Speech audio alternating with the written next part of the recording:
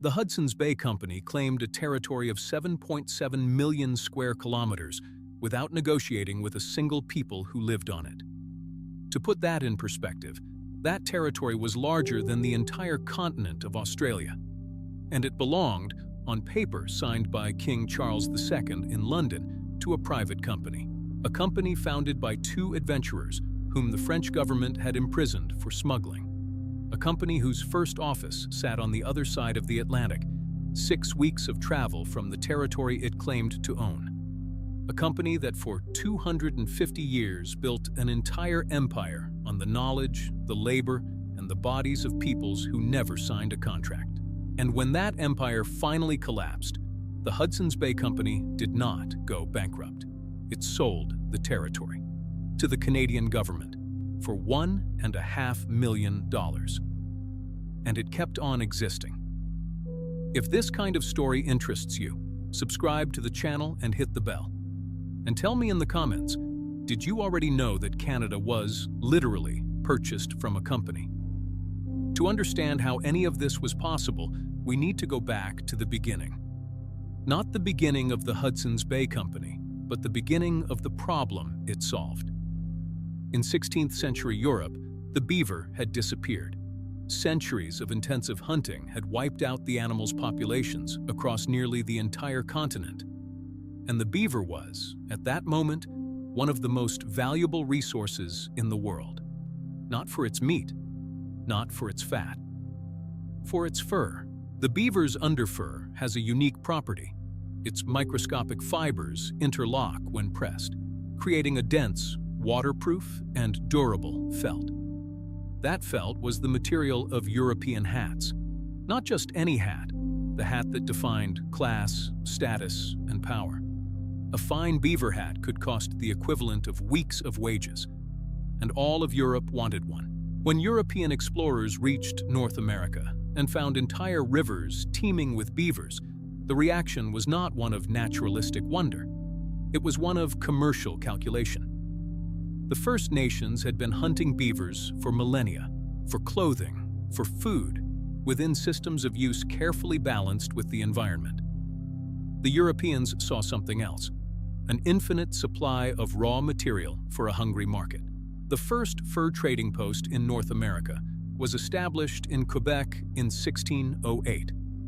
By 1613, Samuel de Champlain had already created the first informal commercial trust to control prices and eliminate competition. The logic of monopoly reached the continent before the first settlers arrived in any real numbers. But there was a problem. To reach the furs, the Europeans needed indigenous peoples, not in a peripheral or optional way, in an absolutely structural one. The Wendat, the Cree, the Chipewyan, the Algonquin, the Anishinaabe. They were the ones who knew where the beavers lived, how to track them in winter, how to prepare the pelts so they arrived at port in sellable condition. They were the ones who controlled the river routes, the only roads that existed in that territory. The Wendat, for example, operated a trading network of roughly 500 men connecting villages along a 700-kilometer canoe route to the French posts on the St. Lawrence River. By the 1620s, Wendat was producing approximately half of all the furs traded in the region. Half, from a single nation, that negotiated on its own terms. And this is where the story is usually told wrong. The fur trade was not a relationship in which Europeans arrived with trinkets and deceived naive peoples. For decades, indigenous peoples set the rules of the game. When Europeans came to North America, they entered an indigenous world on indigenous terms. The Wendat taught French traders how to conduct themselves, which rituals were required before any negotiation, what role gifts played, and how reciprocity and family obligations worked. From the indigenous perspective, the fur trade was as much about family and alliance as it was about commercial transaction. An Algonquin leader told Jesuit missionary Paul Lejeune in 1639, "To live among us without a wife is to live without help, without a home, and to be always wandering." That was not poetry. It was an instruction on how trade worked.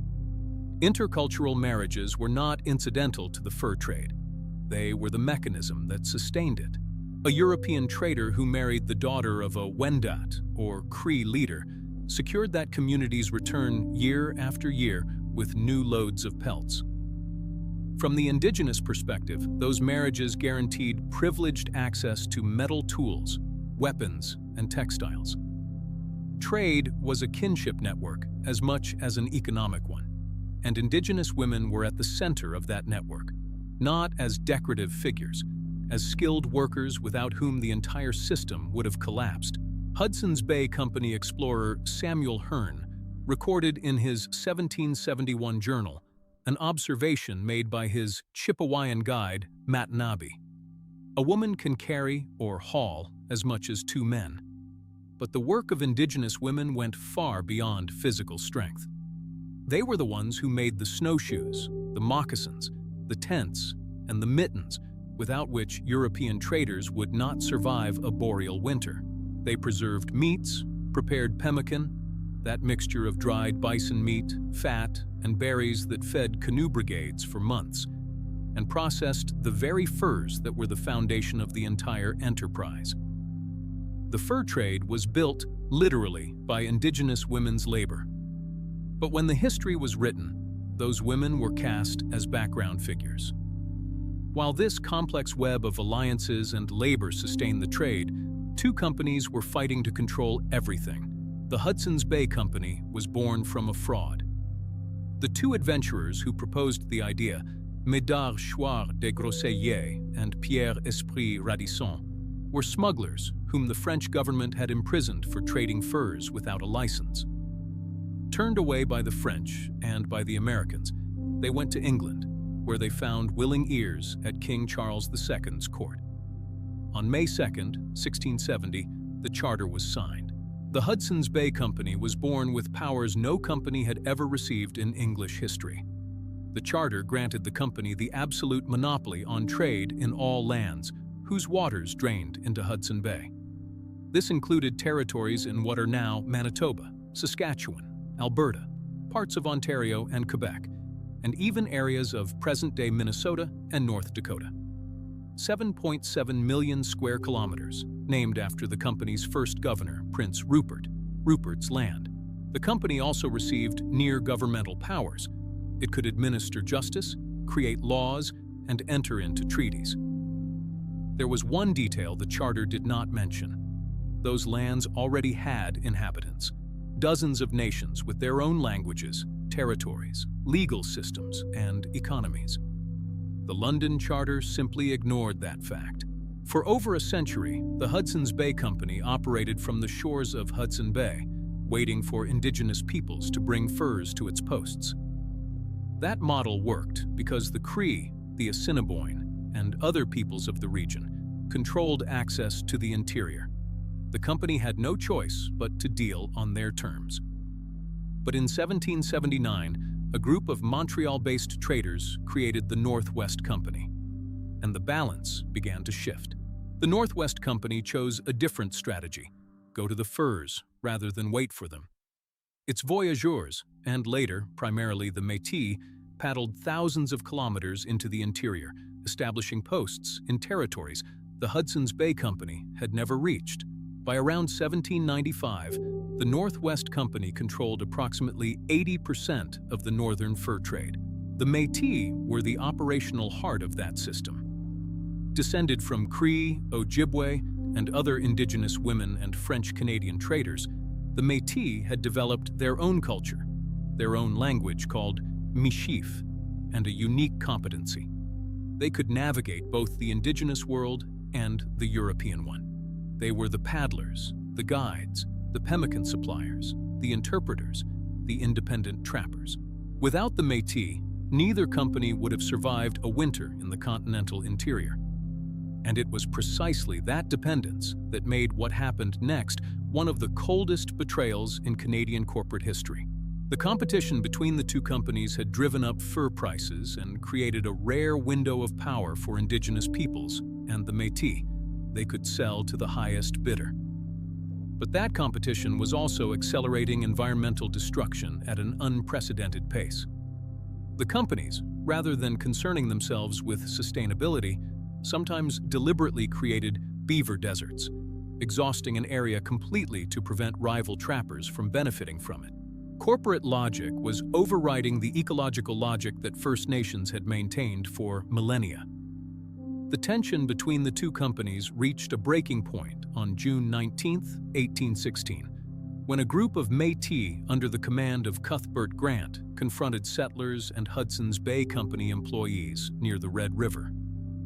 21 people died in what became known as the Battle of Seven Oaks. The British government intervened, not to protect the Métis, not to question the company's practices, to restore order and consolidate the monopolies. On March 19, 1821, the Northwest Company and the Hudson's Bay Company merged. The resulting entity operated under the name of the Hudson's Bay Company. What happened next was immediate and devastating. Before the merger, Indigenous men working for the companies received equal pay to their European counterparts and could hold leadership positions. Some reached the rank of officer. Their skills were valued and rewarded. After 1821, that mobility vanished. The new monopoly no longer had to compete for workers. It lowered fur prices, shuttered interior posts it deemed unprofitable, and reduced the Métis and First Nations to a position of dependency with no alternative. The impact was immediate on communities that had reoriented their entire economies around the trade. Peoples who had once hunted for subsistence and for commerce now depended on Hudson's Bay Company posts for guns, ammunition, and European foodstuffs, because devoting all their time to trapping for the market had eliminated the time to hunt for themselves. George Manuel, then president of the National Indian Brotherhood, described the situation with surgical precision decades later. The Hudson's Bay Company has nearly complete economic control and, through that power, governs the lives of our people, and the company knew it. In 1846, a group of petitioners presented the British government with a formal complaint against the Hudson's Bay Company's tyrannical government, describing how the company kept Indigenous peoples in a perpetual state of debt by setting low prices for furs and high prices for its goods. The petition was filed away, but smallpox did not wait for political resolutions. The disease had arrived in North America with the trade. In 1616, smallpox struck Indigenous populations near Tadoussac, the first French post. The fur trade routes were the roots of disease. The same rivers that carried furs carried the virus. Jesuit missionaries, following the trading brigades, brought smallpox from the St. Lawrence River to Georgian Bay between 1634 and 1640. The Wendat, who had numbered between 20,000 and 25,000 people before 1600, were reduced to approximately 9,000 after 8 years of epidemics. The Wendat Confederacy, which had sustained half of the French fur trade, was dispersed in 1649. In the autumn of 1781, Hudson's Bay Company trader Mitchell Oman came upon a camp in the Eagle Hills area of what is now Saskatchewan. Looking into the tents, he found that most of the people inside were dead. Within months, smallpox had swept through Western populations, with some communities losing up to 75% of their members. 18% of the population around York Factory died in that epidemic of 1781 to 1782. Matanabi, the Chipewyan leader who had guided Samuel Hearne across the Arctic and served as a crucial intermediary between the Hudson's Bay Company and the Dean nations of the interior, took his own life in 1782. The French had destroyed Churchill Factory. The system to which Matanabi had devoted his life had collapsed around him. In 1869, the company began negotiations with the British and Canadian governments for the transfer of Rupert's land. No Métis representative was consulted. No First Nation in the region was consulted. No Red River settler was consulted. A team of Canadian surveyors arrived without warning and began drawing lines that cut across existing farms. The government appointed a governor for the region, William McDougall, described by contemporaries as hostile to Catholics and French speakers. Louis Riel and the Métis boatmen of the Red River responded. The resistance of 1869 to 1870 led to the creation of the province of Manitoba and to federal recognition of Métis land titles. But the implementation was deliberately sabotaged. The promised lands were redistributed to settlers from Ontario and Quebec. Many Métis families lost everything. The Hudson's Bay Company received $1.5 million Canadian dollars and 7 million acres of land in exchange for the transfer. And it kept on existing, not as a fur company, but as a retailer. The very stores that today sell coats and blankets bearing the HBC logo descend directly from the corporation that claimed 7.7 million square kilometers of Indigenous territory, with a charter signed by a king who never set foot in Canada. In 1985, the Hudson's Bay Company sold its last northern trading posts, formally closing out 300 years of the fur trade. The Canadian beaver, which had been in danger of extinction at the start of the 19th century due to overexploitation, survived. Most of the cultures the fur trade destroyed were not so fortunate. What happened in Canada was not an inevitable tragedy of cultural contact. It was the result of deliberate corporate decisions, of monopolies granted by royal charter to men in London who never laid eyes on the territories they claimed to control, and of a system that knew what it was doing and kept doing it anyway. The Indigenous land claims that dominate Canadian courts today are, in large part, the direct result of transactions the Hudson's Bay Company carried out without consulting anyone who lived on those lands. The rights that the Métis still assert are the result of a promise the Canadian government made in 1870 and never kept. The names of the companies change. The mechanism does not. If you want to keep understanding how private empires are built and what remains when they disappear, subscribe to the channel. Every episode is one piece of the same puzzle. Hit like if this story surprised you, and tell me in the comments, which company today do you think is operating with the same level of power that the Hudson's Bay Company once had?